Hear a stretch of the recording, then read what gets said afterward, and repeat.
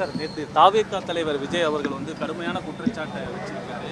மன்னராட்சி முதல்வரே உங்களுடைய பேரை மட்டும் சொல்லிட்டு செயலில் ஈடுபட்ட உள்ளிட்ட பல்வேறு விஷயங்களை பற்றி பேசியிருக்காரு. தமிழ்நாட்டில் பெண்களுக்கு பாதுகாப்பு இல்லை, பெண்கள் தான் இந்த ஆட்சிக்கு முற்றுப்புள்ளி வைப்பாங்கன்ற மாதிரி.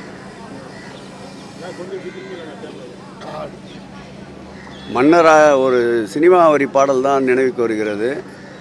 மன்னராட்சி காத்து நின்றது எங்கள் கைகளே, மக்களாட்சி காண செய்தது எங்கள் நெஞ்சமே, என்றும் ஆளும் இந்த எங்கள் ஆட்சி இந்த மண்ணிலே, கல்லில் வீடு கட்டி தந்தது எங்கள் கைகளே, கருணை தீபம் ஏற்றி வைத்தது எங்கள் நெஞ்சமே.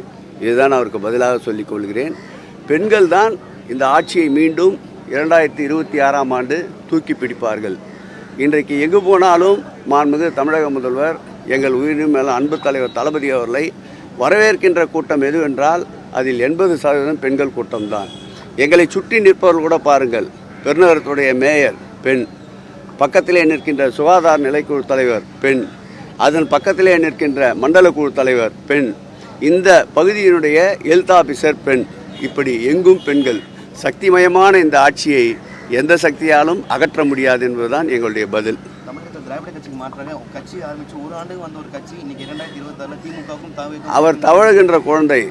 நாங்கள் பிடி உஷா போல் பல்வேறு ஓட்டப்பந்தயங்களில் பங்கேற்று வெற்றி கண்டவர்கள், பல கரடுமுரடான பாதைகளை கடந்து வந்தவர்கள், சிறை என்றால் என்னவென்று தெரியாதவர்கள், போராட்ட களம் என்றால் என்னவென்று தெரியாதவர்கள், ஆர்ப்பாட்ட களம் என்றால் என்னவென்று தெரியாதவர்கள், பொதுக்கூட்டம் என்றால் என்னவென்று தெரியாதவர்கள், மக்கள் பணி என்றால் என்னவென்று தெரியாதவர்கள், புயல் மழை வெள்ளம் போன்றவற்றை கூட தன்னுடைய இருப்பிடத்திற்கு அழைத்து வந்து 10 பேர்களுக்கு நலத்திட்ட உதவிகளை கொடுத்து அதை எடுத்து ஃபோட்டோ போட்டுக்கொண்டு அதையும் பிரசுரிப்பதற்கு ஊடகங்கள் தயாராக இருந்தால் தமிழகத்தின் நிலை இப்படித்தான் இருக்கும், இப்படித்தான் பேசி கொண்டிருப்பார்கள்.